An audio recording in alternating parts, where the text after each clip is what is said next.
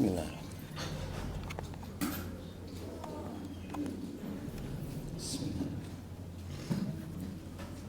Assalamualaikum warahmatullahi wabarakatuh.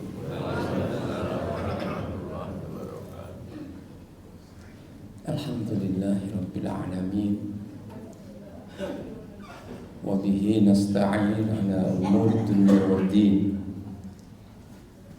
Asyhadu an la ilaha illallah wahdahu la syarika lah.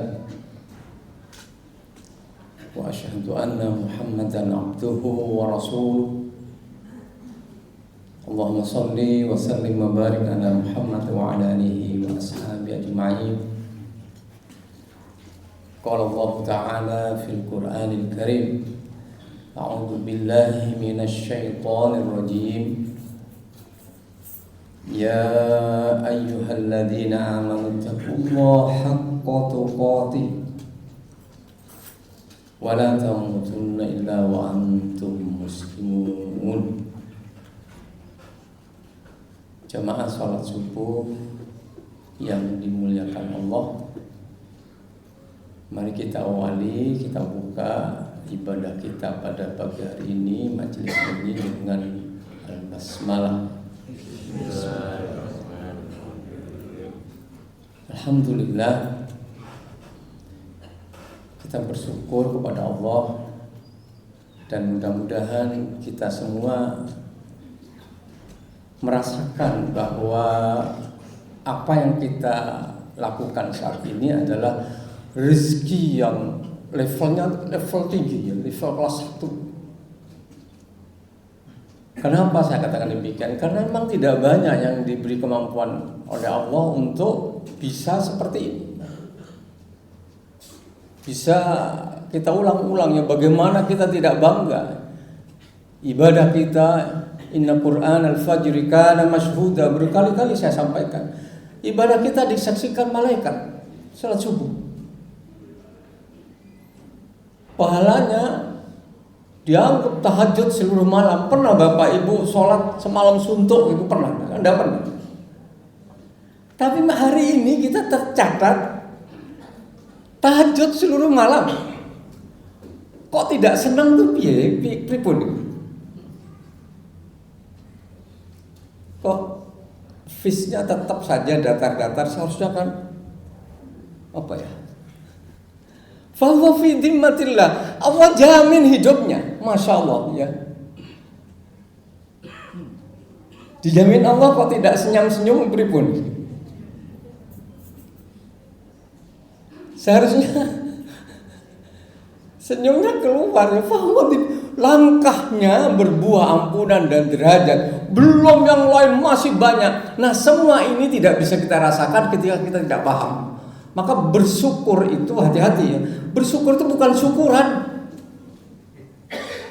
Kita kan kalau ada keuntungan terus nyembelih sapi atau kambing, itu katanya syukur. Iya betul syukur, tapi itu hanya pelengkap ya. Ngapa syukur ini? Rukunnya itu ya yang terkecil, alhamdulillah itu kecil. Yang kedua naik lagi, ya ini saya bisa begini karena Allah, karena saya sedang disayang Allah, saya bisa ke masjid. Ya, tapi yang ketiga itu yang dibuat syukur itu adalah al-jawarih, at-ta'ah. Seluruh nikmat yang tidak melahirkan kedekatan kepada Allah, yang tidak melahirkan peningkatan ketaatan kepada Allah, itu lawannya dari syukur. Jadi bukan syukuran itu apa? Biasanya kita kan syukur itu kan makan-makan ya. Beli kambing sembelih terus syukuran katanya. Itu syukur. Ya boleh, tapi bukan itu, bukan. Syukur itu inilah dijaga ke masjid jam begini. Itu kalau bisa stabil itu namanya bersyukur kelas 1. Sampai ke masjid seperti beliau berdua nih. Nanti soft ini penuh dengan kursi ya. Kenapa? Sepuh-sepuh. Mau sampai sepuh? Mau? Masih takut mati? Apa kata Rasulullah ya? Besok umatku ini kayak buih gitu. banyak seperti buih lautan. Ya Rasul, apa saat itu orang Islam sudah tidak ada pengikutnya? Oh, jangan dibilang tidak ada pengikutnya. Lagi banyak-banyaknya, tapi kekuatannya seperti buih. Buih itu kalau mau dihancurkan tidak perlu bom, tidak perlu alat berat, cukup tongkat. Ada yang bawa tongkat ini tongkat ini bisa menghancurkan buih. Itu yang pertama, penyakit yang pertama. Kenapa? Karena kita terlalu cinta pada dunia ya. Sinten, siapa yang tidak cinta dunia ini? Ayo. Kita termasuk cinta dunia enggak ya? Yang kedua, takut mati. Mati ditakuti ya saya dulunya sangat takut mati itu. Karena bahkan kadang-kadang kalau lampu mati itu saya membayangkan, sesuk ning kuburan lebih peteng teko iki. Rasa wedi ya. Dan umur itu sejatinya hanya rel untuk menuju Allah. Semua ini punya rel ya. Akmaru ummati ma baina sittini ila sab'in wa aqalluhum man yajuz dzalik, kata Rasulullah. Umur umatku itu tidak panjang, 60 sampai 70. Dan sedikit wa aqalluhum man yajuz dzalik, sedikit yang bisa masuk di angka itu. Jadi umur itu rel ya. Kita punya rel. Boleh minta panjang umur, boleh. Bahkan saya tidak pernah. Tapi niatnya bukan ketakutan. Bahkan ada yang ekstrim ya. Saya itu kapan menikmati pahalanya subuh berjamaah kalau belum mati katanya. Wah, ini hebat tenan orang. Kapan saya menikmati haji saya, sedekah saya kalau belum mati kan tidak bisa. Kita menikmatinya di mana, Pak? Di mana? Di alam kubur. Di alam kubur yang ditakuti itu sejatinya kadang-kadang bisa jadi taman surga. Tapi kita masih berharap karena merasa kurang bekal ya, masih banyak dosa ya. Mudah-mudahan Allah matawil umurona wa ahlana wa dzurriyyatina fis sihhati wal afiyah. Ya Rabb, takdirkan hamba, keluarga hamba, anak cucu hamba, kami semua diberi umur panjang berkah, rezekinya melimpah. Dan rezeki itu bukan untuk menyombongkan diri, bukan, tapi untuk taat kepada Allah, untuk berbakti kepada Allah. Dikatakan dalam hadis-hadis, umur itu alarm. Siapa yang umur 40 ini? Ada enggak? Umur 40 itu alarm pertama. Jadi idza balagha 40 sana ya. Jadi ketika orang sudah mencapai 40 tahun, ada hadis Imam Ahmad ini. Jadi Allah akan menjaga dari bala, dari gila, dari lepra ya, dari penyakit-penyakit. Dan ada hadis lagi, orang umur 40 kok belum baik. Umur 40 kok masih tidurnya jam 3 malam karena cangkruk ya. Masih seneng atau mancing terus. Ada yang seneng mancing nih, pulang jam 2 malam gitu. Itu alamat umur 40 kok belum sembuh ya. Belum sembuh itu alarm pertama sudah tidak lulus dia. Tapi umur 40 kita kok sudah seperti ini, Masya Allah, ini karunia ya. Itu alarm pertama. Alarm kedua umur 50. Ada yang masuk 50, banyak ya. Dan yang medeni Bapak Ibu sekalian, alarm ketiga ya, hadisnya itu Allah tidak akan memberi alasan bagi orang yang diberi umur sampai 60 kok masih belum mempersiapkan kematiannya, masih berpikir aku punya apa, ini kesalahan besar. Bagaimana anak saya, bagaimana cucu saya, bagaimana keluarga, ini salah besar. Dalam teori kalau para ulama itu para sahabat ya, umur 40 itu sudah berpikir apa yang akan saya bawa menghadap Allah, bukan saya punya apa, saya menghasilkan apa, saya dapat apa. Itu salah Bapak Ibu, salah. Tapi yang kita pikir, kita petani betul ya Rabb ya. Mana amal yang sudah rusak ya? Rusak itu pernah membanggakan diri, pernah ria, masya Allah. Ujub Pak, ujub itu samar. Ujub itu yang paling sukses. Syaitan itu membuat kita ujub. Ujub itu tidak terasa. Ujub-ujub ya ujub-ujub ya ujub gitu. Kita tahu, tapi tidak terasa kita sedang berada di wilayah itu. Maka ketika sudah alarm itu sudah berbunyi, apalagi alarm yang ke-70 Pak. Ini ada kan yang 70 ini? Berapa Mbak Haji? 75 ini sahabat saya, ini saudara saya Arafah itu. Oh itu mau 90. Siapa yang mau 90? Saya mau, tapi tidak menyengsarakan yang merawat ya. Karena kita ini, beliau kan produk Jerman ya, Jerman itu kuat ya. Kita ini produk mana Pak? Maju ya, ini Jepang saya api ya, Cina saya api. Produk mana? Maju. Umur sebida selempoh ya. Masya Allah. Bang, tahun 2000 ingat enggak Bang? Ingat itu di Arafah dengan saya di tahun 2000. Masih susah untuk haji waktu itu. Keliru sedikit mati Pak. Mati di Mina itu banyak yang saya melihat sendiri. Saya sempat hilang pakaian ihram atas ini. Jadi digandoli orang, saya masih ingat. Digandoli karena kesaksian tak biarkan. Hilang ini lepas. Yang terakhir yang di bawah digandoli juga. Aduh ini kalau digandoli masuk koran saya nanti gitu. Saya lepas. Dan anehnya baju ihram separuh yang lepas itu ada yang membalikan ke istri saya. Tidak tahu siapa yang tidak tahu. Ada tulisan IMF gitu, Imam Fauzan gitu. Wallahu a'lam.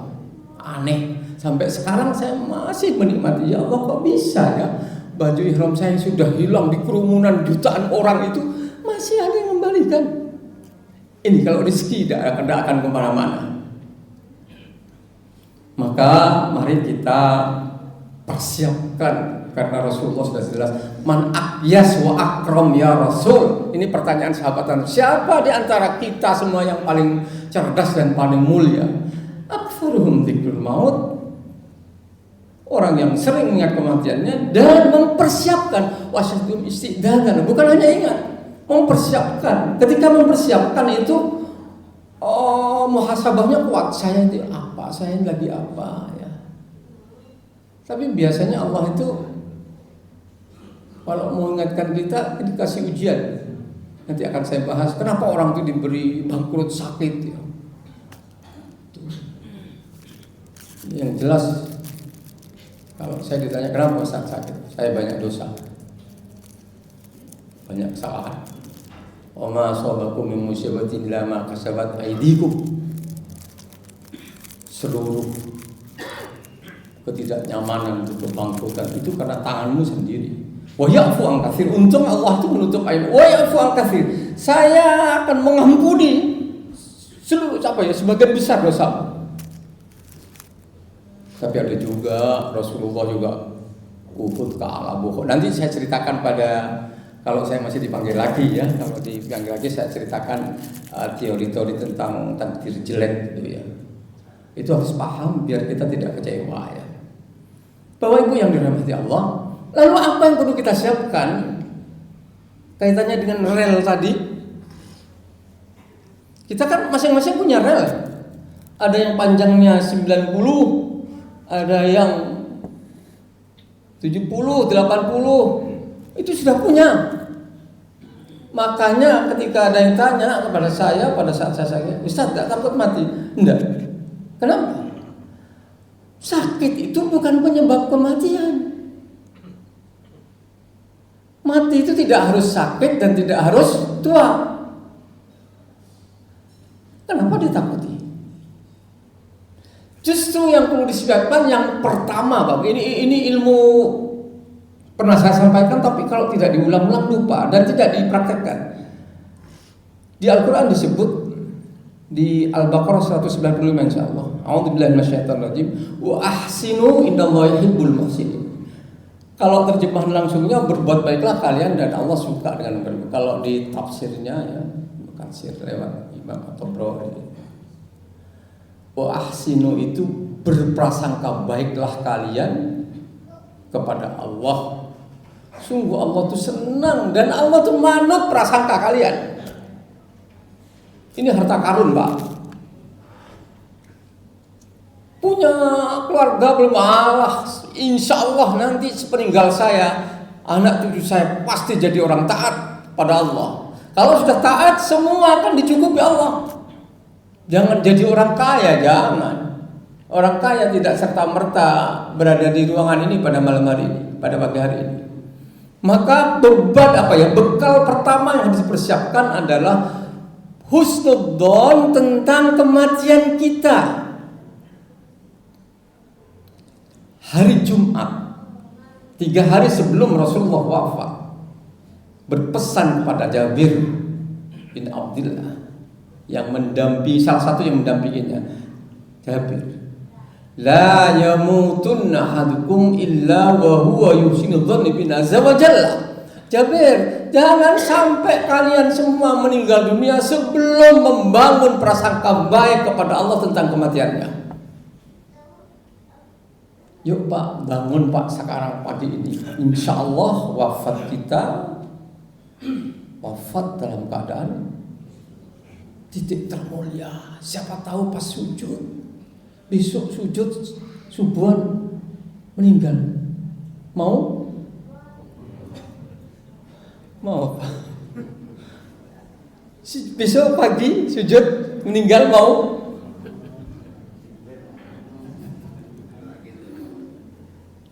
Bangun itu. Saya yakin mati saya. Mungkin pernah saya ceritakan ya, tapi tidak tuntas. Saya punya bule di Bangkalan itu, rumahnya di alun-alun sebelah kanan. Saya dengar kabar beliau nangis terus, umur 80 berapa itu. Saya tanya kepada adik sepupu, kenapa? Itu Umi terus nangis, katanya takut mati katanya. Aduh, takut mati? Ya wes, saya tak pulang saya. Lah ngobrol. Aku sudah mulai nangis, cerita saya takut mati. Saya ceritakan di sini, boleh? Ini harus gini. Apa yang terjadi setelah saya pulang? Ditelepon sama dia. Masya Allah, Umiku sekarang goyang dok, katanya apa? Seneng katanya. Dan Masya Allah Bapak Ibu sekalian, apa yang terjadi? Berapa bulan kemudian wafat. Dan dituntun itu bukan hanya la ilaha illallah terucap, la ilaha illallah Muhammadar Rasulullah, meninggal. Tapi kita kan jarang berangan-angan seperti itu. Ini dipraktekkan Bapak Ibu sekalian. Dipraktekkan. Mau tidur kadang-kadang, atau ketika kita sedang baca-baca buku tentang kematian, iya ya Allah, pasti ya Allah mewafatkan hamba dan seluruh keluarga hamba dan sahabat-sahabat hamba semuanya. Allahumma inna nas'aluka husnal khatimah. Pasti husnul khatimah. Puncak keberhasilan seorang hamba itu ketika mati dalam keadaan husnul khatimah. Jadi kan saya kebetulan materi di Dzikrul Maut itu ya, saya ada buku referensi dari Imam Al-Qurtubi itu At-Tadhkirah. Jadi orang itu memang benar dari kaki ya, kalau normal ya, kakinya ada berfungsi terus ke atas sampai dicabut gitu ya. Dan berbahagialah kalau nunggu orang yang mau meninggal kok keringetan, sampai berat keringetan, itu bukan disiksa. Itu ciri syahid.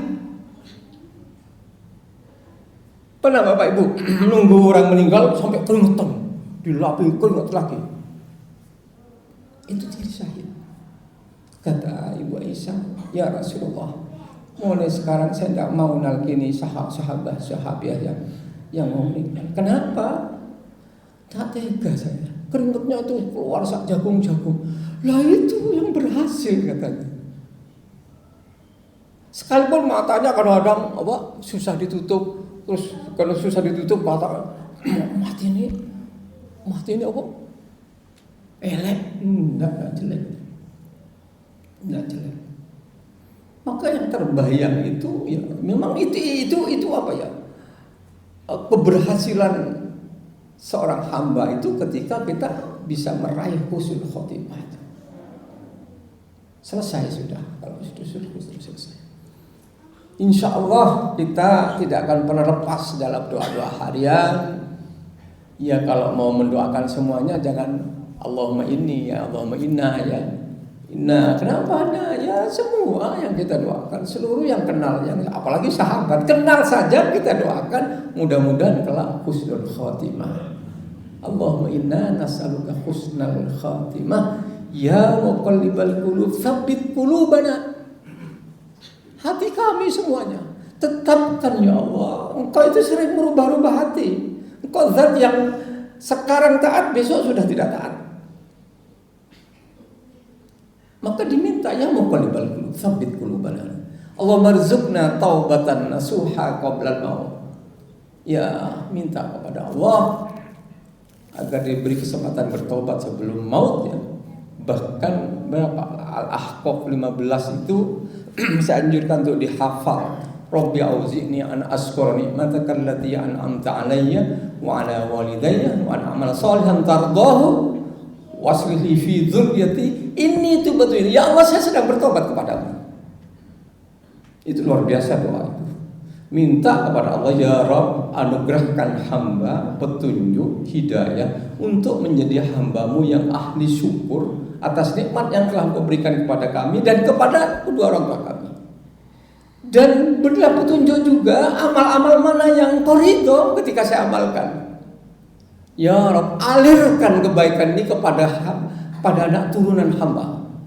Waslih li fi dzurriyyati. Maka kita sudah menitipkan anak cucunya dengan doa itu. Ini tubatu ilaika ini minal muslimin. Saya bertobat ya Allah, saya bertobat. Itu tiap saat, tiap habis sholat atau kapan diucapkan itu sudah. Insya Allah nanti kita akan menjadi orang yang paling bahagia.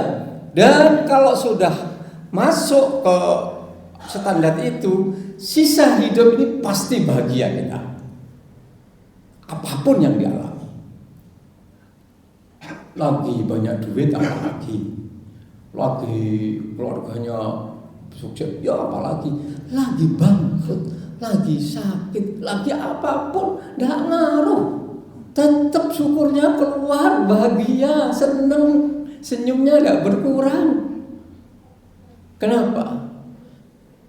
Karena memang itu korelasinya ya, hubungannya ya. Kalau kita sudah Allah menakdirkan masa depan akhirat itu bagus, kata sampai Qayyim ya, di dunia itu ada surga.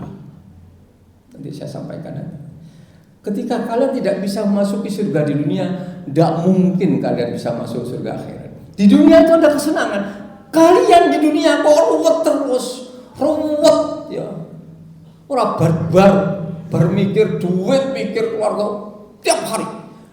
Bukan ahli surga orang itu. Di dunia ada surga. Siapa yang tidak bisa masuk di surga dunia itu, dia tidak akan masuk surga akhirat. Bapak Ibu sekarang lagi bahagia semua toh? Ya? Alhamdulillah. Berarti sudah menikmati surga di dunia. Tadi saya banyak lihat piring-piring gitu ada. Aman ya? Kalau pagi ada makanannya akan bisa dimakan sehari, maka kalian seperti memiliki dunia kata Rasulullah. Apalagi sebulan sudah tersedia ya. Demikian, mohon maaf kalau ngelantur kemana-mana ya. Tapi tujuan saya satu, saya ingin jatuh barisan ke surga dengan panjenengan semua. Itu saja. Wasifal ladzina taqaw rabbahum ilal jannati zumar. Saya jadi rombongan panjenengan besok. Entah saya di depan, di tengah, di belakang, tidak ngaruh. Yang penting saya masuk di rombongan itu, relnya sudah jelas ya. Lalu kita masuk bersama-sama ke surga. Masya Allah. Besok kajian lagi di surga ya. Mau kajian di surga? Itulah Bapak Ibu sekalian yang bisa saya sampaikan. Mudah-mudahan Allah ridho dengan apa kita. Mudah-mudahan Allah masih memberikan usia bekal untuk menambah bekal kita. Karena bekal kita tidak cukup. Insya Allah kita tidak takut mati, bukan. Tapi bekalnya kurang, sehingga kita masih ingin hidup, ya, ingin berbakti kepada Allah lewat umur yang diberikan itu. Kita tutup majelis ini dengan doa kafaratul majelis. Subhanakallahumma bihamdika asyhadu an la ilaha illa anta astaghfiruka wa atubu ilaik. Assalamualaikum warahmatullahi wabarakatuh.